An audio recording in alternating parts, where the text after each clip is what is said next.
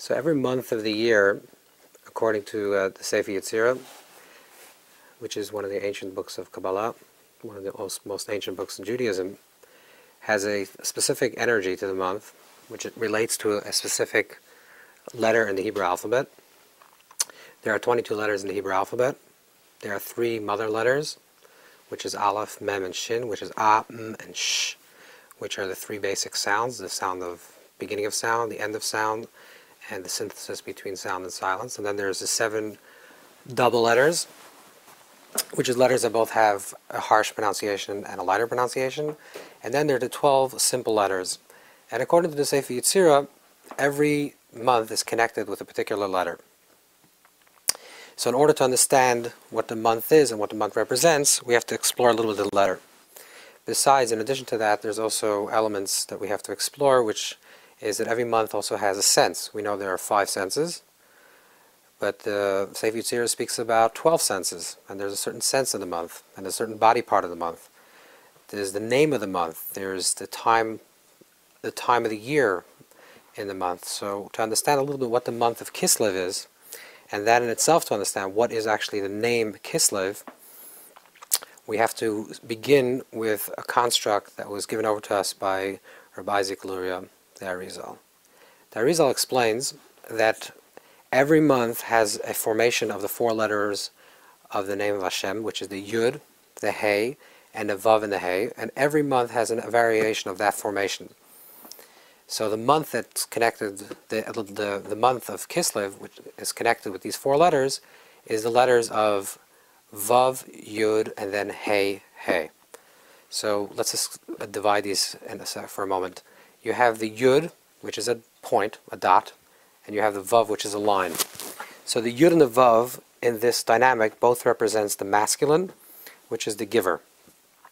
The Hey and the Hey, which are both letters, which is the same letter, but there's the upper Hey and the lower Hey, which are both letters that have volume, both horizontal and vertical expansion, represents the quality of receiving, which is the embodiment of the feminine. Not male and female, but masculine and feminine. So you have a masculine Yud and a masculine Vav, and a feminine Hey and a feminine Hey. Normally the formation would be, there's a Yud, then a Hey, then a Vav, and then a Hey. That's the normal formation of the 4 letters in the name of God, of the Tetragrammaton. And in that formation, the Yud represents the upper giver, which represents the source, the Ein Sof, the infinite light, Hashem, God. And then the Hey represents the receiver of that. Then the Vav represents our participation in the process, and the Hey represents our receiver. So the Yud and the Vav Yud represents Hashem, and the Vav represents us. Normally, the flow of energy that flows down to this world, and certainly in a time when it's something that we're experiencing, the miraculous, something out of the ordinary, in ordinary moments, the flow goes from the Yud, from the upper Yud into the Hey, and then from the Vav flowing into the Hey. This month, the formation actually seems to be reversed, because it starts off with the Vav, which means it starts off with the participation of the human being, our involvement, and our involvement stimulates the upper Yud. So let's understand what this means. There are, in the movement of the months, when we reach the point of Kislev, it's also called the Tkufas Teves. At the end of the month of Kislev is the winter solstice. So essentially what happens now is that the days become shorter and shorter and shorter, and then there's a transformation, or a switch, which is that then the days begin to get longer and longer. On a deeper Kabbalistic level, what this means is that there are 2 forms of light. There's one light that is direct light, which is called Or Yashar, and there's another form of light which is called Or Chazer, which is reflective light.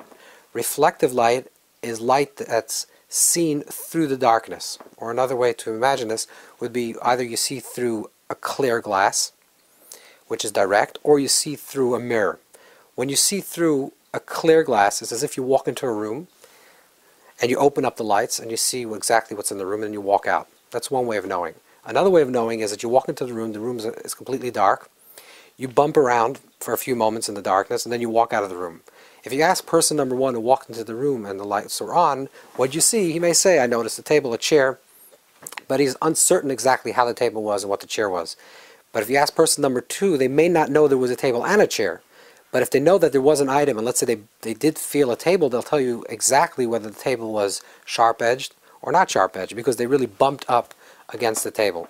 That's considered reflective light. Reflective light is a light that comes from the darkness, even though it's not as brilliant as the light that comes direct, but it's more intimate, because the light is something that you experience. It's through the darkness that you reach the point of light.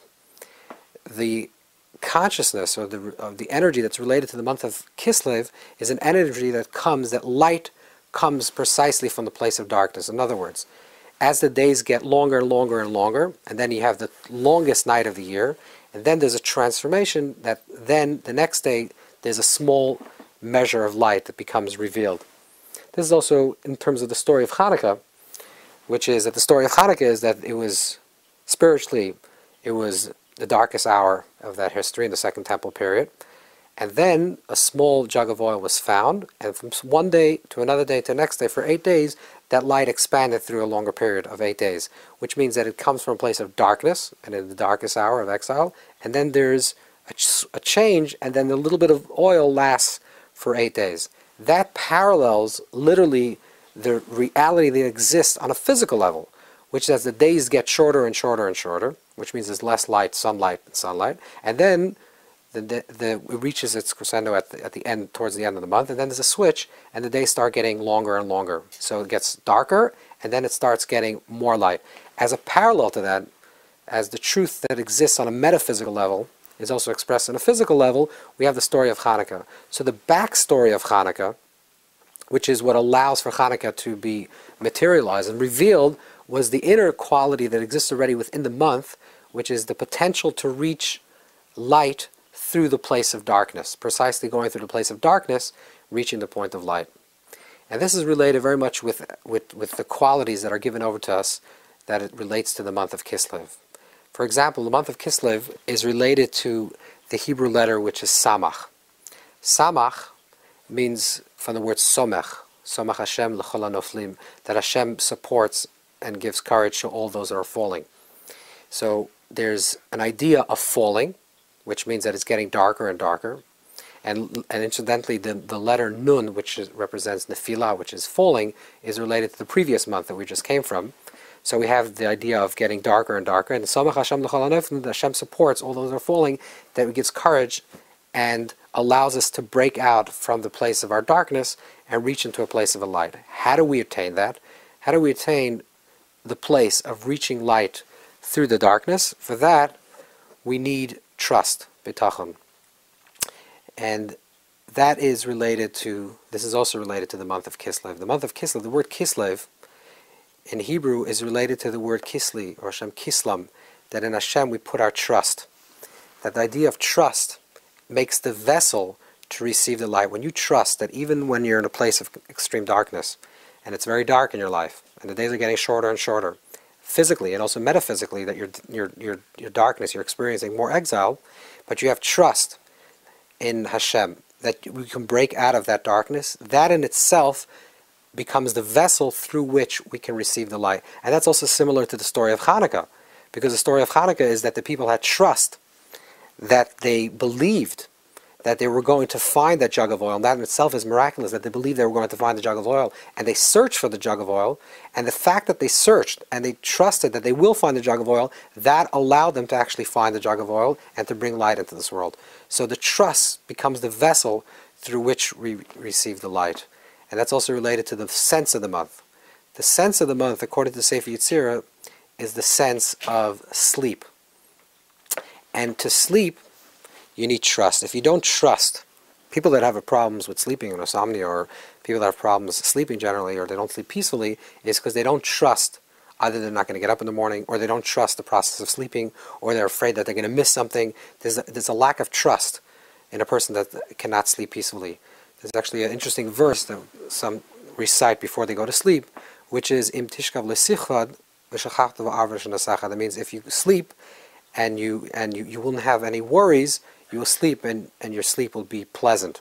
Which means that if you have trust in Hashem, if you have trust that you'll wake up in the morning, that your soul will be taken care of and that your body will be taken care of, if you trust, then you will have a peaceful sleep. So sleep is an element of trust, But there are two types of trust. There's passive trust and there's active trust. Passive trust is when you just trust. You say, I've done my part and I trust that things will work out. That's one level of trust. And literally, I go to sleep and I say, everything will work out for the best. But active trust is not only to trust and say I've done what I can, but to actually engage while you're engaged in what you're doing, to have trust. And that's the deeper level of Kislev. It's more an active level of trust. That we make the vessel, we have the trust, and we perform, and we try to find the light within our lives, and through that we are allowed to receive the light. And this is what the Ari writes, that the month of Kislev is related to the letter formation of the Vav, Yud, and Hey Hey. The Vav represents us, and that's our participation. So we're participating and we're trusting that we're going to break out of the darkness. Now this can be because we're feeling low, or the days are getting shorter, or it's because of a relationship, or it's because of a job. Whatever we're experiencing in our life, we're feeling constriction, we're feeling darkness, but we feel like we're not going to give up, and we're going to trust, and we're going to put forth, and we're going to try to make a difference. When we do that, that's the lower Vav. We stimulate the upper Yud, which represents Hashem, the infinite, and that stimulates the miraculous. And when the Yud is awakened, the Yud awakens to the miracle. And that's a sarusa dilatata, which means an awakening of below that arouses, an arousal of below that arouses the above, and then the above performs a miracle. So in a nutshell, basically what we're saying is that when we want to experience Kislev, if we really want to experience the month of Kislev, and to really experience the miracles of Hanukkah, it's not enough to just celebrate the past of what it experienced in the past and to commemorate what happened in the past, but to really look in our own life and say, we're going through the same Hanukkah story. We're going through the same process, that we're going through the same darkness, we're experiencing the same darkness in our life, and we want to have trust. And by making the trust and having the trust and actively involved in our trust, we can perform for ourselves the miraculous and experience Hanukkah in a truly beautiful way. And that's what the month of Kislev represents.